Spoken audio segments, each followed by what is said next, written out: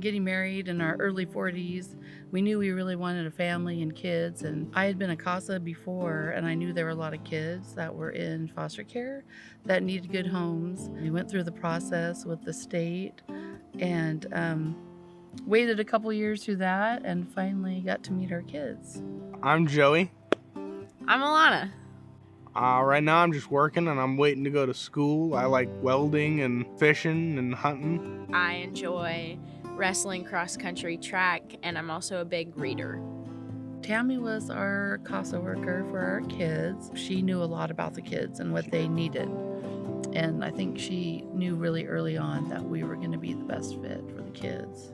Joe was 5 and Alana was 3.5 when I was appointed on their case. Joe had been in care for a short time and he went back, placed with a parent, and then Alana was born. They both came into care. They were in a non-relative foster placement, and then they got placed with a foster to adopt placement. Alana, she was at a daycare at the YMCA, and I went and visited her, and she was kind of down that day, and we went walking out onto the playground, and I said, Alana, why are you seeming so down? And so she took my hand and went and sat me on a railroad tie. Then she looked at me and she says, I don't want to live there forever.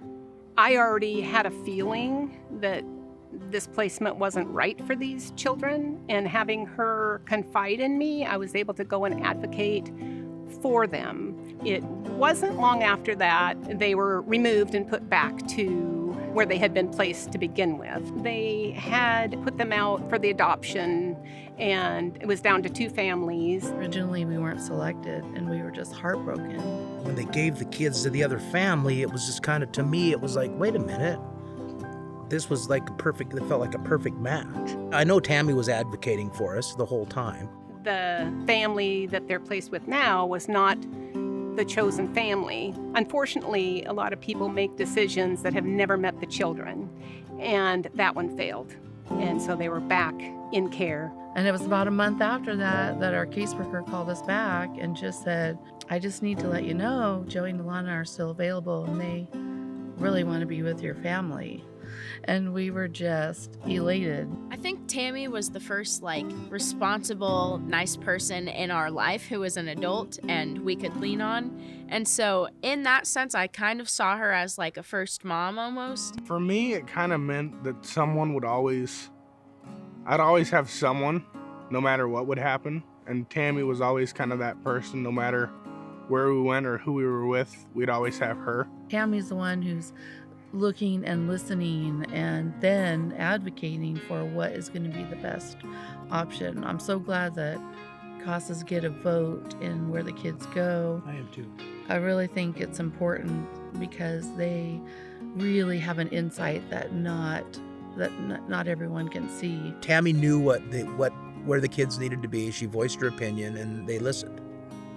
I feel like without CASA, I would be a completely different kind of person than I am today. At the time, I didn't realize how much people listened to Tami after she'd listened to us, and how much impact that would have overall on everything. At that age, no one really listens to us, and so having a CASA to listen to us and make sure our needs are met with foster parents and judges and just everything that we didn't know how to navigate at that age, it was really nice to have someone who did that. Having that CASA for each case, for each child, each sibling group is so important for the kids, because they weren't old enough to really be able to share, and a lot of people didn't listen. No. Because they're just kids. Absolutely. But Tami listened. A CASA, really, we're here to make sure the child's world is just really turning as evenly as possible for the situation they're in.